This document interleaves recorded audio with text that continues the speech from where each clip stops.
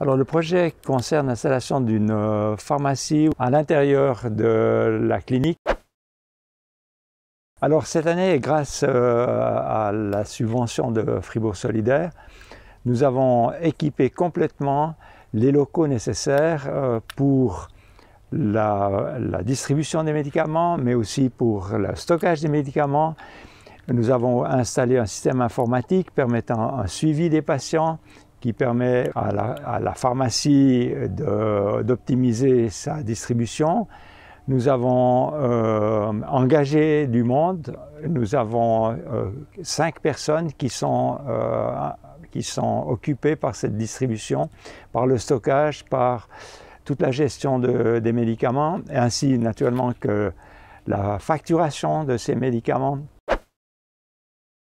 Cette deuxième année va être consacrée à étoffer encore notre catalogue de médicaments, mais aussi, très important, de continuer à rechercher un pharmacien ou une pharmacienne qui puisse rejoindre l'équipe actuelle. Comme je viens de le dire, le plus grand défi, c'est effectivement de mettre en main cette distribution de médicaments par un pharmacien confirmé, ce qui est relativement compliqué à Madagascar, d'abord parce que l'école de pharmacie de Tananarive, c'est la seule. Ensuite, les directives de l'État veulent que les pharmaciens soient attribués d'abord aux hôpitaux d'État et ensuite leur permettent d'ouvrir une officine. Ce n'est pas évident encore de trouver un pharmacien qui s'établisse dans la région.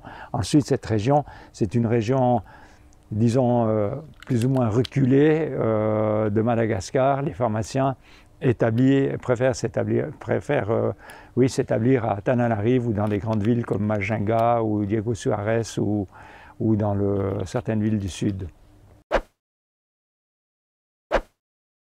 Madagascar, c'est le romanzava, c'est le plat national malgache. J'adore, c'est un plat qui est composé d'une espèce de côte de bête un petit peu amère, et puis de viande de zébu, de pas mal de légumes. Ça j'aime. C'est compliqué, c'est un peu difficile. Nous avions un chanteur qui s'occupait de Radio Afalania à l'époque à la clinique. J'ai oublié son nom, mais c'était un chanteur qui était dans les discothèques de Madagascar pour danser le tsingi. C'était très, très, très marrant. Des chanteurs de cabaret que j'aime quand je suis là-bas. Je crois que c'est la pétanque. Je lis de temps en temps Malagashi Express. Je crois que c'est juste. Hein. Alors, je ne connais pas tout Madagascar, mais mon coup de cœur serait les Tsingi du nord. C'est une chaîne de montagnes un peu volcanique avec des rochers extrêmement acérés. Et vous pouvez faire un trekking là-bas de 2 à 3 jours si vous voulez, dormir sous tente au beau milieu de nulle part, avec lémuriens, chauves-souris, tout ce que vous aimez bien.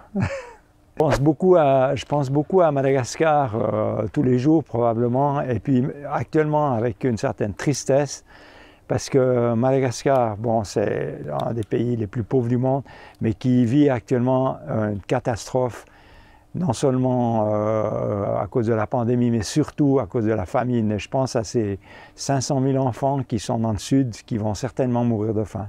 Et ça me rend triste.